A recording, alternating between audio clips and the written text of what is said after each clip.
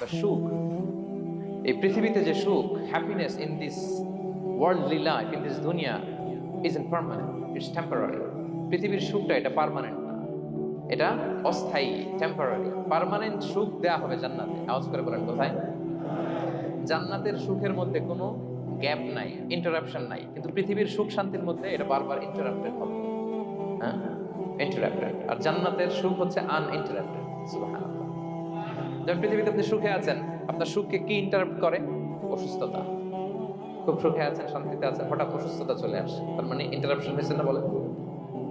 হঠাৎ kidney failure করলো, heart attack, cancer, stage 3-তে চলে গেছে, 4-এ চলে গেছে, তাহলে হ্যাপিনেসটা আর থাকলো না, এটা টেম্পোরারি।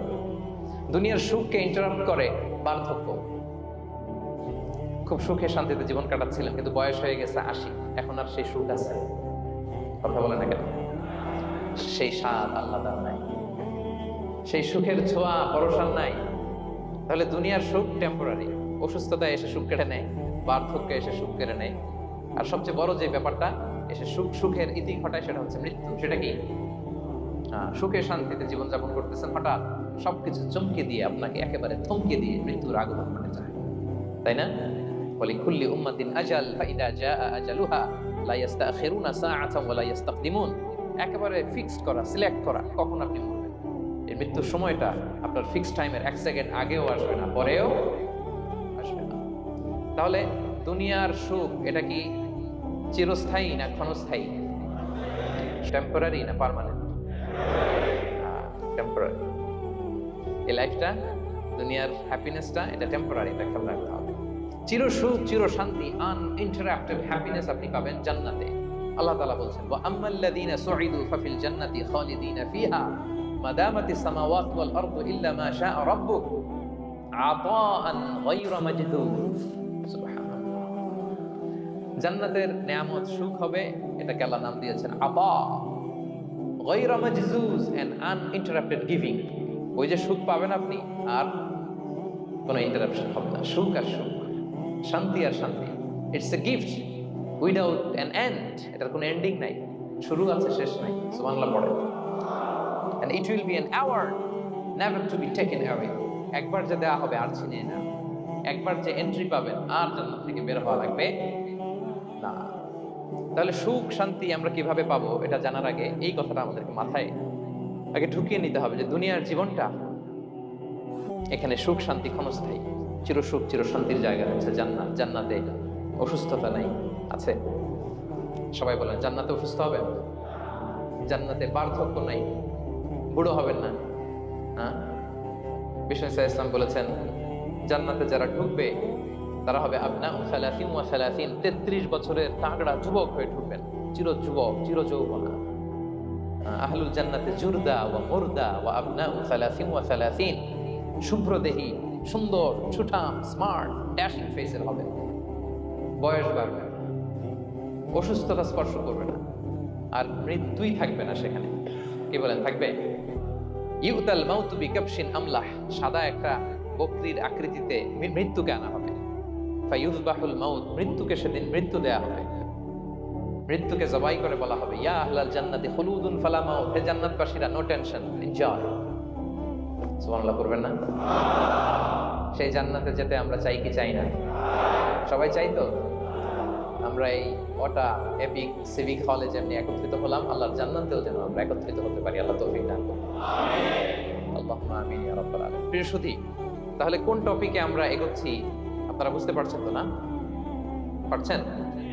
আলহামদুলিল্লাহ। কি করে আমরা একটা সুখী সমৃদ্ধ জীবন পেতে পারি, এবার আমি মূল আলোচনায় ঢুকে যাচ্ছি। আল্লাহ বলেন, ফালানুহিয়ান্নাহু হায়াতান তাইয়্যিবা। ইসলামের গাইডলাইন মেনে চললে আমি তোমাদেরকে হায়াতে তাইয়্যিবা দেব। এই শব্দটা আপনারা প্রায় শুনেছেন না? আমরা বলি না যে আমার জন্য দোয়া করবেন, আল্লাহ যেন আমাকে হায়াতে তাইয়্যিবা দেন, বলে কিনা? অনেক মাশায়েখদের কাছে দোয়া চাইলে দেখবেন যে ওনারা বলে যে আল্লাহ তোমাকে হায়াতে তাইয়্যিবা নসিব করুন, বলে না? এটা কি বলে? সুখী সমৃদ্ধ জীবন। আল্লাহ তাআলা আমাদের সবাইকে হায়াতে তাইয়্যিবা নসিব করুন। তো কি করে আমরা এই হায়াতে তাইয়্যিবা পেতে পারি? কার্যকর উপাদানগুলোর মধ্যে প্রথম যে উপাদানটা আমি শেয়ার করতে চাই বা ফ্যাক্টরটা শেয়ার করতে চাই, সেটা হচ্ছে লাইফকে কখনো জটিল করবেন না। Make it simple, you will be happy. লাইফকে কি করবেন না? জটিল, অনেকে দেখবেন যে সহজ রাস্তাটা চিনে না, খালি পেঁচায়, খালি জটিল করে। ওমা জাআলা আলাইকুম ফিদ-দীনি মিন হারাজ, আল্লাহ দিনের মধ্যে কোনো কাঠিন্যতা রাখেন, জটিলতা রাখেন, সহজ। দিন পালন কঠিন না সহজ বলেন তো? সবাই বলবেন কঠিন না সহজ? দাঁড়িয়ে নামাজ পড়া ফরজ, দাঁড়াতে পারেন না, বসে পড়লে কবুল করবে কে? বসতেও পারেন না, শুয়ে পড়লে কবুল করবে কে? শুতেও পারেন না, ইশারায় পড়বেন, কবুল করবে কে? ওযু করে নামাজ পড়া ফরজ, পানি নাই, তায়াম্মুম করে নামাজ পড়লে কবুল করবে কে? তাহলে ইসলাম কি কঠিন না সহজ? Make your life simple, you'll be happy. প্রথম সিক্রেট শেয়ার করলাম, লাইফটাকে জটিল বানাবেন না। অল্প কয়েকদিনের দুনিয়া, এমনি কেটে যাবে। এটা ওই দিকে যেন না ঠকি, ওইটা খেয়াল রাখবেন। ওইখানে ঠকলে সব শেষ, আমও শেষ, সালাও শেষ। ওইখানে যেন ঠকে না যায়, এটা খেয়াল রাখতে হবে। তাহলে প্রথম ফ্যাক্টর হচ্ছে সুখী সমৃদ্ধ জীবনের, will make our life simple. Simplicity is the কি টু হ্যাপিনেস।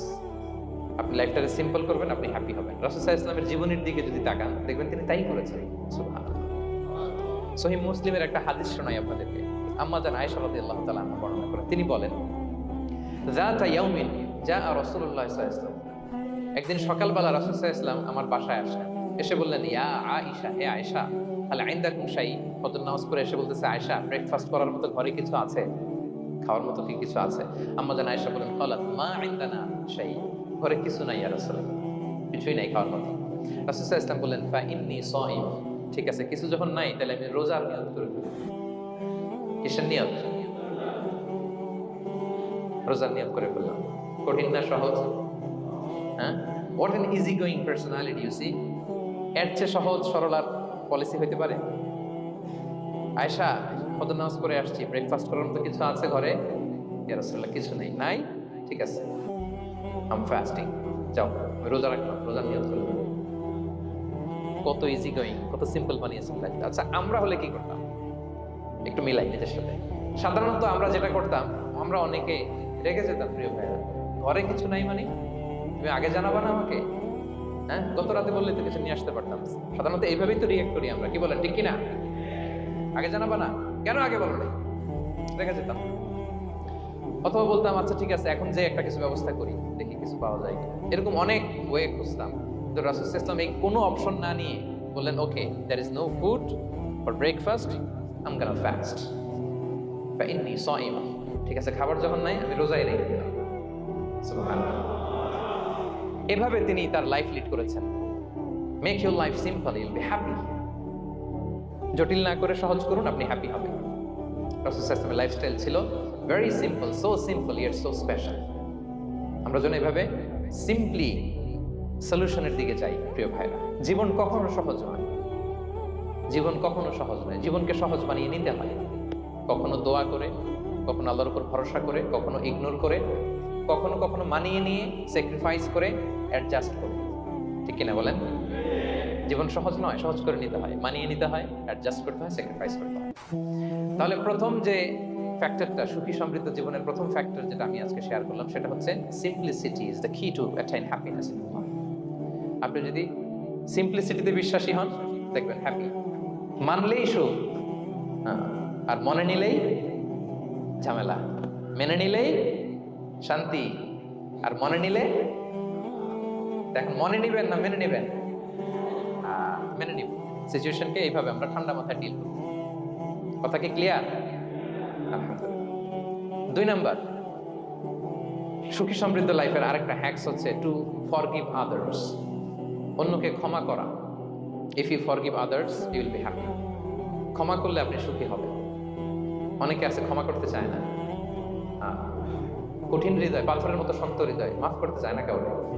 উনি আবার মুনাজাতে বসলে, আল্লাহ আল্লাহ আমারে মাফ করো, আল্লাহ আমারে ক্ষমা করো, কাঁদতে কাঁদতে বুক ভাসায়। উনি ক্ষমা চায়, মাগার উনি কাউরে ক্ষমা করেন। এরকম ডাকাত আছে না নাই?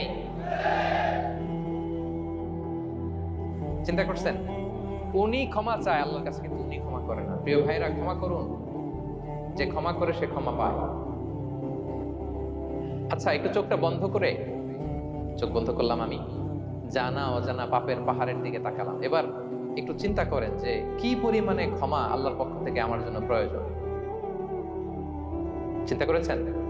এবার চোখ খুলুন, পাপের পাহাড়ের দিকে একটু তাকান, আপনার আপনার জানা অজানা যে পাপের পাহাড়, তাকান এবং ভাবুন এগুলোর জন্য কি পরিমাণে ক্ষমা আল্লাহর পক্ষ থেকে আপনার দরকার, প্রয়োজন। সেই প্রয়োজনের তাগিদে হলেও ক্ষমা করুন। খেয়াল রাখবেন, যে ক্ষমা করে সে ক্ষমা পায়, যে অন্যকে ক্ষমা করে না সে ক্ষমা পায় না। তাহলে আল্লাহর কাছে ক্ষমা চাওয়ার আগে আপনি আপনার পাশের লোকদেরকে ক্ষমা করবেন।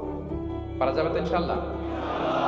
ক্ষমা এটা সবাই করতে পারে না, এটা অনেক বড় মহৎ গুণ। যার হৃদয় বড় সে ক্ষমা করতে পারে। আপনি যদি ক্ষমা না করে কারো ব্যাপারে হিংসা, বিদ্বেষ, ক্ষোভ, হিংসা অন্তরে পুষে রাখেন, এটা ওর কোনো লস নাই, লস আপনার। It will burn yourself inside, আপনারে জ্বালিয়ে দিবে। আপনি কারো ব্যাপারে ক্ষোভ রাখছেন, ক্ষোভে গদগদ, রেগে অস্থির, হিংসা, ওর কিছুই হচ্ছে না, হচ্ছে কার? আমার। আপনাকে জ্বালিয়ে পুড়ে শেষ করে দেবে। ওর দিকে তাকানোর দরকার নেই। আপনার নিজের সুখের জন্য আপনি অন্যদেরকে ক্ষমা করুন। তাহলে দেখবেন যদি ক্ষমা করে দেন, একটা মনোদৈহিক প্রশান্তি আপনি লাভ করুন, একটা সুখানুভূতি আপনি পাবেন। ক্ষমা করে দেন, রাগ, ক্ষোভ, হিংসাকে না বলুন, মনটাকে নির্ভর রাখুন, উইল বি হ্যাপি। কথা বুঝতে পেরেছেন? এবার চমৎকার একটা হাদিস শোনাবো, যা বলবো তার পক্ষে হাদিস শোনাবো। মুসনাদে আহমদ ইবনে হাম্বালের একটা হাদিস। বিষ্ণু ঈসা ইসলাম সাহাবাদেরকে নিয়ে একটা মজলিসে বসা, হঠাৎ করে তিনি বললেন, ইয়াতলুউ আলাইকুমুল আনা রাজুলুন মিন আহলিল জান্নাহ। ঠিক এখনই একজন এসে এই মজলিসে তোমাদের মধ্যে বসবে, সে জান্নাতি। সে কি? এটা শোনার পরে তো সব সাহাবারা নড়ে চড়ে বসলো, ফিরে রাসূল সাল্লাল্লাহু আলাইহি ওয়াসাল্লাম একজনকে জান্নাতের অ্যানাউন্সমেন্ট দিচ্ছে, কে সে, কি তার আমল? তো দেখা গেল এক আনসারী সাহাবা প্রবেশ করেছে, তার জুতা দুইটাকে বগল দাবা করে, কিন্তু কেউ তারে চিনে না। তারা যে এক্সপেকটেশন করছিল যে খুব আল্লাহওয়ালা এমন কেউ আসবে, না, সাধারণ, চিনে না কেউ তাকে। সবাই অবাক হবে, কি তার আমল? রাসূল সাল্লাল্লাহু আলাইহি ওয়াসাল্লাম তাকে জান্নাতি বলে ঘোষণা দিয়েছে। কিছুদিন পরে আবারও আরেক মজলিসে রাসূল সাল্লাল্লাহু আলাইহি ওয়াসাল্লাম বললেন, ইয়াতলুউ আলাইকুমুল আনা রাজুলুন মিন আহলিল জান্নাহ। এখন একজন লোক আসবে, সে জান্নাতি। সবাই আবার নড়ে চড়ে বসলো, খেয়াল করলো, দেখি কে আসে, দেখি কে আসে। দেখলো আবার সেই আনসারী সাহাবী আসলো। সবাই তো অবাক। তার কিছুদিন পরে আরেক মজলিসে রাসূল সাল্লাল্লাহু আলাইহি ওয়াসাল্লাম বললেন, ইয়াতলুউ আলাইকুমুল আনা রাজুলুন মিন আহলিল জান্নাহ। এক লোক আসবে এখন, সে জান্নাতি। সবাই অবাক, দেখি কে আসে, আবার সেই আগের লোকটি আসলো। সুবহানাল্লাহ। সাহাবীরা অবাক, সবচেয়ে বেশি অবাক হয়েছেন আব্দুল্লাহ ইবনে আমর ইবনে আল-আস রাদিয়াল্লাহু তাআলা। তিনি অবাক হলেন, ঘটনা কি? কারো ব্যাপারে তো নবীজি এমন বলেন না, কি তার আমল, কি তার গোপন রহস্য, দেখি তো খুঁজে বের করা যায় কিনা। তিনি ওই সাহাবীর বাড়িতে গেলেন, যে কৌশল করে একটা কথা বললেন, প্রিয় ভাই, আমি তোমার ঘরে মেহমান হতে চাই। অনেকদিন ধরে আমার আব্বার সাথে আমার একটু মনোমালিন্য, বাসায় না থেকে তোমার বাসায় থাকি। আসলে মনোমালিন্য এখন হয় নাই, আগে হয়তো কখনো হয়েছে। ওইটাকে একটু কৌশল করে বলাকে আরবিতে তাওরিয়া বলে। কি বলে? তাওরিয়া, মানে একটু টুইস্ট করে কথা বলা, মিথ্যা হয় না, এটা তাওরিয়া বলে। তো আরবরা তো, সাহাবারা তো মেহমান পেলে খুশি হতেন। তিনি বললেন, হ্যাঁ অবশ্যই মেহমান হবেন, আহলান ওয়াসাহলান, আসুন। 3 দিন ওই সাহাবীর বাড়িতে তিনি থাকেন। খেয়াল করলেন কি করে না করে, ইবাদত, শেষ রাতে, মাঝরাতে। কিন্তু তিনি হতাশ, অনেক খেয়াল করার পরে হতাশ। না, যেই আশা নিয়ে আসছি এরকম কিছুই দেখা যাচ্ছে না। শেষমেশ 3 দিন পরে তিনি খুলেই বললেন যে, ভাই আসলে তেমন কিছু হয় নাই আমার বাবার সাথে, যে কারণে আমি তোমার বাসায় এসেছি। আমি এসেছি তোমাকে ফলো করবার জন্য। ফলো করবার জন্য? কারণ কি? তখন তিনি বললেন, 3টা ভরা মজলিসে বিষ্ণু ইসলাম তোমাকে জান্নাতি বলে ঘোষণা দিয়েছে। আমি দেখতে চেয়েছি যে তুমি কি আমল করো, কি তোমার এমন আমল যে কারণে তুমি জান্নাতি, একটু দেখার জন্য এসেছি। রাসূল সাল্লাল্লাহু আলাইহি ওয়াসাল্লাম তোমাকে 3 বার জান্নাতি বলে ঘোষণা দিয়েছে, কিন্তু দেখলাম না তুমি নামাজের সময় নামাজ যাও, শেষ সাথে তাহাজ্জুদ করো, তাও 2-4 রাকাত, কোনোদিন পড়ো কোনোদিন পড়ো না, কোরআন তেলাওয়াত করো, দান সদকা, স্বাভাবিক করো, অস্বাভাবিক কিছু না, আমাদের মতোই, কখনো কখনো আমাদের চেয়েও কম। তো কি তোমার গোপন রহস্য? ওই সাহাবী বলে, আমিও জানি না। কেন যে নবী সাল্লাল্লাহু আলাইহি ওয়াসাল্লাম বলছে আমিও জানি না। তবে তবে তবে একটা ব্যাপার আমি মনে করি, হয়তো এটা আল্লাহর কাছে পছন্দনীয় হতে পারে। এইবার তো আব্দুল্লাহ বলে, ওই তবেটা কি বলবে? সেটা কি? একটা আমল তুমি করো, এটা হয়তো আল্লাহর ভালো লাগতে পারে, সেটা কি আমাকে বলবে? তখন সেই আনসারী সাহাবী বলল যে, আমি প্রতিদিন যখন রাতে বিছানায় ঘুমোতে যাই, আমি ঘুমোতে যাওয়ার আগে সবাইকে ক্ষমা করে তারপর বিছানায় যাই। আমি কারো ব্যাপারে আমার অন্তরে, আমার হৃদয়ে কোনো হিংসা, বিদ্বেষ, ক্ষোভ, রাগ পেলে পুষে রাখি না। আমি ওই দিন মিটাই ফেলি। আল্লাহরে বলি, আল্লাহ আজকে আমার যে কষ্ট দিয়েছে, জুলুম করেছে, যার সাথে আমার মনোমালিন্য হয়েছে, কারো ব্যাপারে কোনো কমপ্লেইন, অভিযোগ, রাগ, ক্ষোভ কিংবা হিংসা আমার হৃদয়ে নাই। আল্লাহ আমি সবাইকে মাফ করে দিই। এটা বলে আমি বিছানায় ঘুমাতে যাই। আল্লাহু আকবার। আব্দুল্লাহ ইবনে আমর ইবনে আল-আস বলেন, হাদা হুয়া, আরে এটাই তো। এটাই তো সেটা। এটা তুমি ছোট আমল মনে করো, সেটা এত সহজ নয়। আমরা অনেকেই হয়তো এটা পারি না, তুমি পেরেছো। এজন্যই আল্লাহ তাআলা তোমার মর্যাদা বাড়িয়ে দিয়েছে। পড়েন সুবহানাল্লাহ। প্রিয় ভাইরা, যে ক্ষমা করে তার মর্যাদা বাড়িয়ে দেয় কে? এখন থেকে কি করবেন? অন্তরে ক্ষমা, রাগ, ক্ষোভ এগুলো পুষে রাখবেন। কি করবেন? পারবেন? পারবেন? আমরা এখন থেকে ঘুমোতে যাওয়ার আগে ক্ষমা করে দিব। আপনি যদি ক্ষমা করতে পারেন, অনেকে পারে না, না পারলে সে কষ্ট পায়, তার মধ্যে কষ্ট কাজ করে। আপনি যদি কষ্টটারে হালকা করতে চান, আপনি ক্ষমা করে দিবেন। রাসূল সাল্লাল্লাহু আলাইহি ওয়াসাল্লাম মক্কা বিজয়ের পরে সাধারণ ক্ষমার ঘোষণা দিলেন। 3-4 জনকে তিনি এক্সিকিউশন করলেন, শাস্তি দিলেন। তারপরে তিনি সাধারণ ক্ষমা, যে তাকে মেরেছে, বাড়ি হারা করেছে, ঘর হারা করেছে, নামাজ পড়ার সময় ওটা নারী ভুঁড়ি চাপিয়ে দিয়েছে, ফাঁস লাগিয়েছে গলায়, সবাইকে গণ ক্ষমা। তিনি বলেছেন লা তাসরিবা আলাইকুমুল ইয়াউম ইযহাবু ফাআনতুমুত তুলাকা, যে কোনো প্রতিশোধ নাই, সবাইকে আমি ক্ষমা করে দিলাম। তাহলে যদি আপনি হ্যাপি থাকতে চান, আপনি যদি মনোদৈহিক প্রশান্তি চান, ঘুমোতে যাওয়ার আগে আমরা কারো ব্যাপারে রাগ, ক্ষোভ, হিংসা রাখবো না। হিংসা এমন ভয়ঙ্কর, এটা আপনারা জ্বালায় ফেলবে ভিতর থেকে। It will burn yourself inside. তাহলে আমরা ক্ষমা করব। কি করব?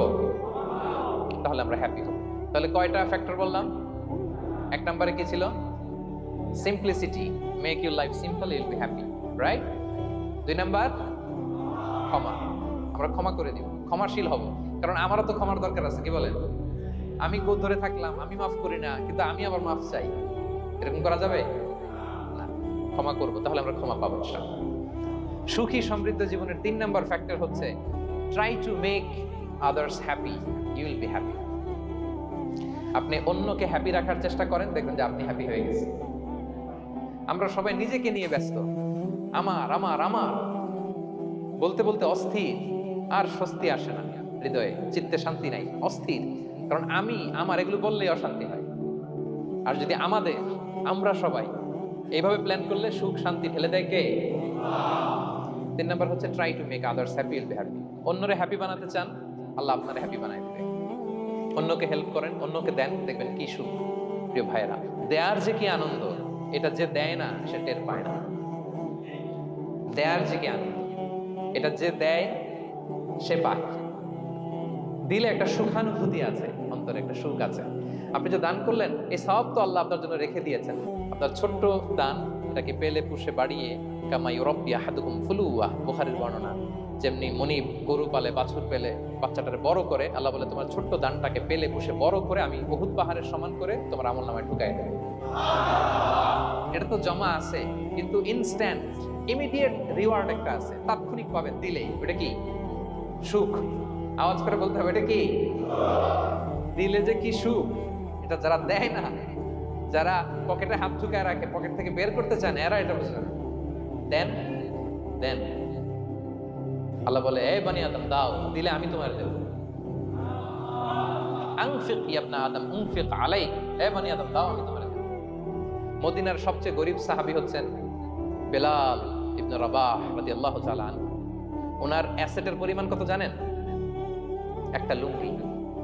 রাদিয়াল্লাহু তাআলা আনহু টোটাল অ্যাসেটের এস্টিমেশন হচ্ছে প্রাইভেটটাকে কভার করার জন্য একটা লুঙ্গি। উনাকে বিষ্ণু ইসলাম বলেছেন আনফিক ইয়া বেলাল, বেলাল তুমিও দাও। ওয়ালা তাখশা মিন যিল আরশি ইকলালা, আরশের অধিপতির ভান্ডারে কোনো কমতি নাই। বেলাল তুমিও দাও, যা পারো দাও। তুমি এমন রবের গোলাম, তার ভান্ডারে কমতি নাই। হাদিসে কুদসিতে আল্লাহ বলেন ইবনা আদম লাউ আন্না আউওয়ালাকুম আখিরাকুম ইনসাকুম জিন্নাকুম কামু আলা সাঈদিন ওয়াহিদ। পৃথিবীর আদম থেকে শুরু করে শেষ পর্যন্ত হাজার হাজার কোটি কোটি লক্ষ মানুষ যদি একটা প্রান্তরে দাঁড়িয়ে চাইতে থাকো আমি আল্লাহর কাছে, খালি চাও এটা দাও আল্লাহ, এটা দাও, যা যা দরকার আমি যদি সব দিয়ে দেই, আমি আল্লাহর ধন ভান্ডারের 1 ইঞ্চিও কমবে না। তবে হ্যাঁ, কমতে পারে। হাদিসের শেষে আছে হ্যাঁ, তবে কমতে পারে।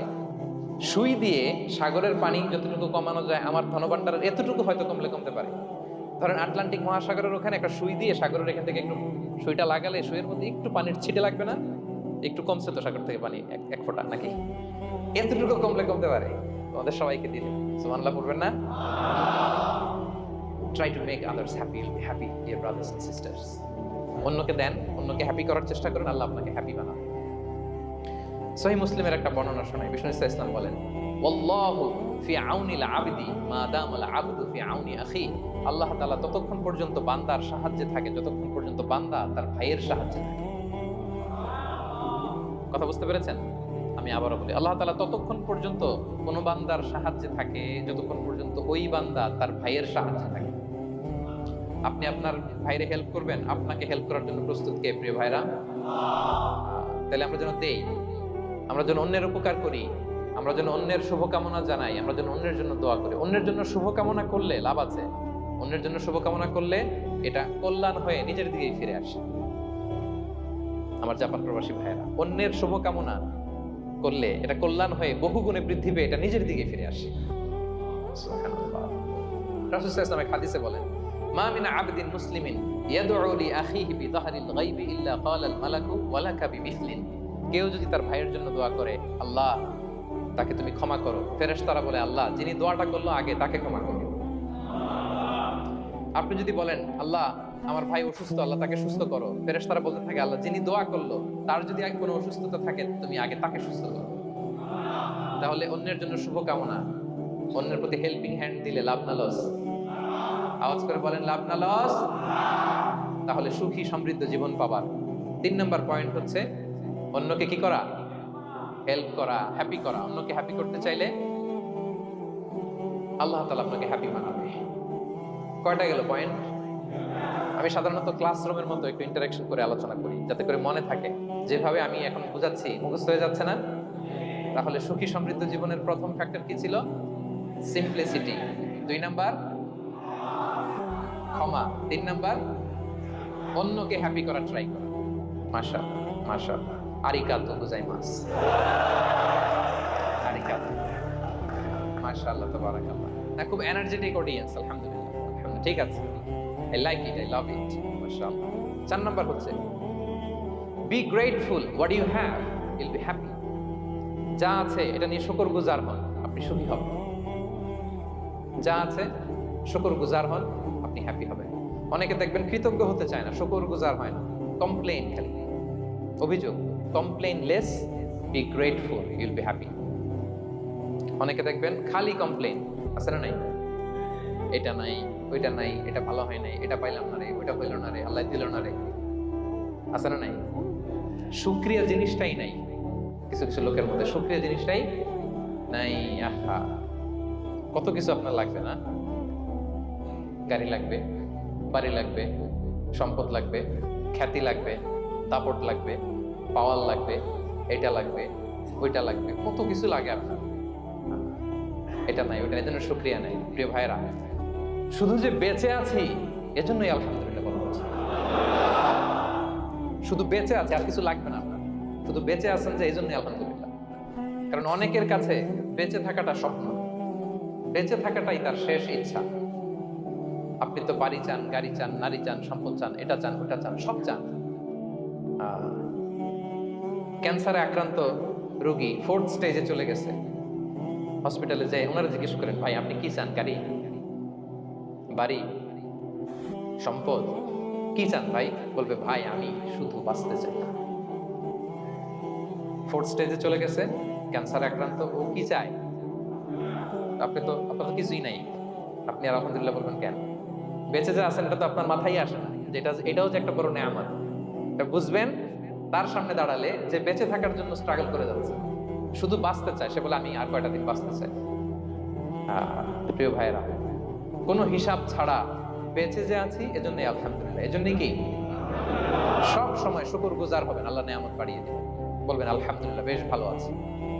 এই ডান হাতটা সবাই হৃদয়ের উপরে রাখুন, এভাবে রাখুন, প্রাণ খুলে আল্লাহকে ডাক দিয়ে বলেন, হে আল্লাহ আলহামদুলিল্লাহ, তুমি অনেক ভালো রেখেছো, আমরা অনেক ভালো আছি, আমরা অনেক সুখে আছি। প্রাণ থেকে আওয়াজ করে বলেন, শুকর আলহামদুলিল্লাহ। করা যাবে তো? সবসময় কি বলবেন? শুকর আলহামদুলিল্লাহ, বেঁচে যে আছি এজন্যই আলহামদুলিল্লাহ। আল্লাহ তাআলা বলেন, লা ইন শাকারতুম লা আযীদান্নাকুম ওয়া লা ইন কাফারতুম ইন্না আযাবি লাশাদীদ। যদি আমার নেয়ামতের শুকরিয়া করো আমি আল্লাহ আরো বাড়িয়ে দেব, আর যদি নাশুকরি করো কমপ্লেইন করো, অভিযোগ, এটা নাই ওইটা নাই, এই পাই নাই ওই পাই নাই, যা দিছি ওইটাও কেড়ে নেব, আর এমন শাস্তি দেব, ইন্না আযাবিলা শাদীদ, আমার শাস্তি বড় কড়া, আমি সবসময় ধরি না, ধরলে খবরদার। অকৃতজ্ঞ বান্দাদের নেয়ামত আমি কেড়ে নেই, আর যারা শুকরগুজার হয় তাদেরকে আমি বাড়িয়ে দিই। সুবহানাল্লাহ। তাহলে 4 নাম্বার হচ্ছে be grateful, you will be happy. আল্লাহর প্রতি কৃতজ্ঞ হন, শুকরগুজার হন, আপনি হ্যাপি হবেন। আমরা সুখ খুঁজে পাই না প্রিয় ভাইরা, সুখের চাবিকাঠি সবসময় আমাদের কাছেই ছিল। সুখের চাবিকাঠি আমাদের কাছেই ছিল, আমরা এটা খুঁজে বেড়াই মাঠে ঘাটে, বনে বাজারে, অন্যের চাকচিক্যে। অন্যের চাকচিক্য দেখলে আমরা মনে করি ওটা তো অনেক সুখ, এজে কি দুঃখে আছে এটা কোনো খবর নাই। অন্যের চাকচিক্য দেখলে মনে করবেন না খুব হ্যাপি, না, ওটা নাও হইতে পারে। এজন্য সব সময় যে কোনো পরিস্থিতিতে আমরা শুকরগুজার হব। নিজের মাঝেই খুঁজে দেখেন কত কিছু আল্লাহ দিয়েছে, এজন্য আমার যে পাওয়াগুলো, নেয়ামতগুলো আমি পেয়েছি, এজন্য ধন্যবাদ দিব আল্লাহকে, শুকরগুজার হবো, সব সময় বলবো আলহামদুলিল্লাহ। এই ধরনের বান্দাদেরকে আল্লাহ পছন্দ করেন। যারা শুধু কমপ্লেইন করে, পাই নাই পাই নাই, খাই নাই, নাই নাই নাই, এগুলো বলে, এদেরকে আল্লাহ পছন্দ করেন না। তাহলে 4 নম্বর পয়েন্টটা বুঝতে পেরেছেন? Be grateful, you will be happy. কৃতজ্ঞ হন, গ্রেটফুল হন, আপনি হ্যাপি হন। 5 নাম্বার ওকে, 5 নাম্বার হচ্ছে অ্যাভয়েডিং কম্প্যারিজন উইথ আদার্স। অন্যের সাথে তুলনা করবেন না, তুলনা কমিয়ে দেন, ইউ উইল বি হ্যাপি। নিজে কেউ না, অন্য কেউ না, তুলনা করবেন না। অনেকে আমরা তুলনা করি, নিজের স্ত্রীকে আরেক নারীর সাথে, নিজের সন্তানকে আরেক সন্তানের সাথে, নিজের ভাইকে আরেক মানুষের সাথে করে তাকে ছোট করি না, এরকম করবেন না। অনেকে দেখবেন ছেলে মেয়ে একটু ভালো পড়াশোনা করে নেই, বলে যে কি করলি তুই, ওই দেখ পাশের বাড়ির ওই ছেলে A+ পাইছে, যা তার পা ধোয়া পানি খা। কমন কথা, ওর কি খা, পা ধোয়া পানি খা। এটার একটা ভালো ব্র্যান্ডিং করা যেতে পারে, মানে A+ পাওয়া ছেলেদের পা ধোয়া পানি, এরকম মিনারেল ওয়াটারের বোতলের মতো বিক্রি করলে ভালো ব্যবসা হবে, কি বলেন? এটা হচ্ছে আমাদের মুরব্বীরা, টিপিক্যাল মা বাবারা এটা বলেন, ভুল করেন, ওনারা বুঝেন না। কখনো কম্পেয়ার করবেন, এটা করে আপনার ছেলের মনোবল আপনি আগেই ভেঙে দিচ্ছেন, ঠিক কিনা? আপনি দায়ী আপনার ছেলে কিছু না পারার কারণে। আপনি সাহস দেন নিজে, পাশে থাকেন নিজে। A+ যারা পাইছে পা ধোয়া পানি খেতে বলছেন যে, এই জন্য ওকে, ওই ছেলেকে আল্লাহ A+ পাওয়ার জন্য বানাইছে, আল্লাহ ওকে ওই মেধা দিচ্ছে, কিন্তু আপনার ছেলেরা আবার আল্লাহ তাআলা অন্যদিকে মেধা বাড়াইছে। সে ওইটা পারবে, ওইটা ওই A+ ওয়ালা জীবনও পারবে না, ঠিক কিনা বলেন? আপনার ছেলে যেটা পারবে 10টা A+ হোল্ডার ওটা পারবে না, কারণ প্রত্যেককে আল্লাহ আলাদা আলাদা ফিচার দিয়ে, কোয়ালিটি দিয়ে, ইউনিকনেস দিয়ে পয়দা করেছে। কখনো কম্পেয়ারিং করবেন না, আপনি অনন্য, প্রতিটি মানুষ অনন্য। Everyone in this world is unique. প্রত্যেককে আল্লাহ অনন্য করে বানিয়েছেন। আপনার তুলনা, আপনি নিজেই, আপনার তুলনা হয় না, আপনি জানেন না। আপনার মধ্যে যে পটেনশিয়াল, যে কারিজমা, এটা আপনি বের করে আনতে পারেন না। ওই যে ওগুলো বলছে পা ধোয়া পানি খা, লেখাপড়া করলি না, কিচ্ছু করলি না, কিন্তু আপনি দেখা যাবে অনেক বড় ব্যবসায়ী হবেন, আপনি অনেক বড় দানবীর হবেন, will B a great contributor two society. এরকম আছে না? এজন্য কম্পেয়ার করবেন না কারোর সাথে কম্পেয়ার করবেন না। ও A+ পাইছে, ও সফল হয়েছে, ওর চাকচিক্য, ওইটা দেখেই হ্যাপি হবেন না। এই চাকচিক্যটাই তার পুরো লাইফ না। মানুষ যেটা শেয়ার করে ফেসবুকে, এটা হচ্ছে রিল লাইফের। কি রিল বুঝেন তো না? সবাই বুঝেন, মাশাআল্লাহ। Highlighted reel. আপনি কি মনে করছেন এই যে রিলের মধ্যে যতটুকু দেখছেন এটা পুরোটাই ওর লাইফ? না রে ভাই, ওরও অনেক কষ্ট আছে, ওরও অনেক ব্যর্থতা আছে, ফেলিওর আছে, ওইটাও ঠেকে রাখে, ওটা তো প্রকাশ করে না। দেখবেন আমরা ফেসবুকে ছবি শেয়ার দিলে কি করি, সবচেয়ে ভালো ছবিটা খুঁজি, হ্যাঁ, হাসি দেওয়া, স্মাইলিং ফেস, স্মার্ট লাগতেছে, সুন্দর পিকচার হয়েছে, এটা দেই, কারণ আমি যে হ্যাপি এটা দেখাইতে চাই আমি সবাই, ঠিক কিনা? তার মানে আমার দুঃখের অংশটা তো আমি শেয়ার করি। সো আপনি কারো চাকচিক্য দেখলে অবাক হবেন না, এটাই তার হোল লাইফ নয়, it's not the entire picture of his life. এটা হচ্ছে হাইলাইটেড রিল। এটা কি? সবাই বলেন এটা কি? সো কখনো কম্পিট করবেন না অন্যের সাথে। তাহলে কার সাথে কম্পিট করবেন? Compete with yourself. নিজের সাথে কম্পিট করুন, নিজের সাথে কম্পিট করুন, and try to be the better version of yourself in every single day. প্রতিদিন নিজেকে একটু একটু করে ডেভেলপ করার চেষ্টা করুন। And don't lose your confidence by comparing yourself with others. Dear brothers and sisters, কখনো নিজেকে অন্যের সাথে তুলনা করে আপনার কনফিডেন্স কমাবেন না। আপনার সন্তানের কনফিডেন্স কমাবে, বলতেছে মম আই এম ট্রাইং, মা আমি চেষ্টা করতেছি, আচ্ছা বলেন তো, উড়া, ডানা মেলে উড়া কি হাতির কাজ?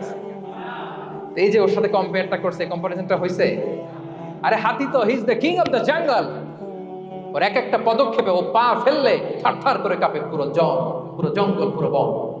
ওর এক একটা পা ফেললে আশেপাশের সিংহ বাঘ সব সমীহ করে 50 মিটার দূরত্ব বজায় রাখে। ইজ দ্য কিং, সে তো ওইটা। ওই হাতির বাচ্চাটারে কিভাবে কনফিডেন্স নষ্ট করতেছে, বলতেছে 2 মাস হয়ে গেল, কাকের বাচ্চা 2 মাসেই উঠতে পারে, তোমার 1 বছর বয়স হলো, তুমি এখন উঠতে পারো না। এবার বুঝতে পেরেছেন আমরা কিভাবে ছেলে মেয়েদের কনফিডেন্স নষ্ট করি? Don't compare with others, avoid comparison, you'll be happy. কখনো কম্পেয়ার করবেন না। কথা বুঝতে পেরেছেন? কারণ প্রতিটা মানুষ অনন্য। আপনি অনন্য, আমি অনন্য। আল্লাহ তাআলা কি অনন্যতা, ইউনিকনেস আপনাকে দিয়েছেন, ওইটা খুঁজে বের করার দায়িত্ব আপনার। সবার গোল্ডেন এ প্লাস পাওয়ার কোনো দরকার নাই। সবাই অ্যাথলেট হওয়ার দরকার নাই, সবার বক্তা হওয়ার দরকার নেই, সবার ব্যবসায়ী হওয়ার দরকার নাই। এক একজনকে আল্লাহ তাআলা এক এক কাজের পয়দা করেছেন, ঠিক কিনা বলেন? আল্লাহ কোরআন ও বিষ্ণু ইসলামকে বিভিন্ন আয়াতে এরকম বলেছেন যে ওয়ালা তামুদ্দান্না আইনাইকা ইলা মা মাত্তা'না বিহি আজওয়াজাম মিনহুম যাহরাতাল হায়াতিদ দুনিয়া লিনাফতিনাহুম ফীহ। হে নবী, কাফেরদের চাকচিক্য দেখে আপনি অবাক হবেন না, ওদেরকে ওইটা দিছি কিন্তু হেদায়েত দেইনি। সুবহানাল্লাহ পড়ে। অন্য আয়াতে আল্লাহ বলেছেন ফালা ইয়াগরুরকা তাকাল্লুবুহুম ফিল বিলাদ। দাপটের সাথে ওরা দেশে দেশে ঘুরে বেড়ায়, এই চাকচিক্য দেখে আপনি অবাক হবেন না নবী, ধোঁকায় পড়বেন না। আপনাকে যা দিছি ওদেরকে আমি দেই নাই। আপনার সম্মান আমি বাড়িয়েছি। ওয়া রাফা'না লাকা যিকরাক, যেখানে আমার নাম সেখানে আপনার নাম। সুবহানাল্লাহ। তাহলে আজকে থেকে আর কম্পেয়ার করবেন কারোর সাথে কারো? কথা বুঝতে পেরেছেন? ওকে, আমরা will avoid comparison, will be happy. প্রতিটি মানুষ অনন্য, আপনার ইউনিকনেসকে আপনি কাজে লাগাবেন। আল্লাহ তৌফিক দান করুন, পড়েন আমিন। কয়টা গেল? হ্যাপি হওয়ার 6 নম্বর মাধ্যম হচ্ছে, খেয়াল রাখবেন এটা খুবই জরুরি, সেটা হচ্ছে piece of mind is the real happiness. মনে সুখী আসল সুখ। এজন্য মনকে অস্থির হতে দেওয়া যাবে না, মনকে সবসময় স্থির রাখবেন। মনের সুখ আসল সুখ। মনের সাথে কথা বলুন, মনকে জিজ্ঞেস করুন মন কিসে খুশি হয়, কিসে হয় না, কিসে শান্তি পায়, কিসে পায় না।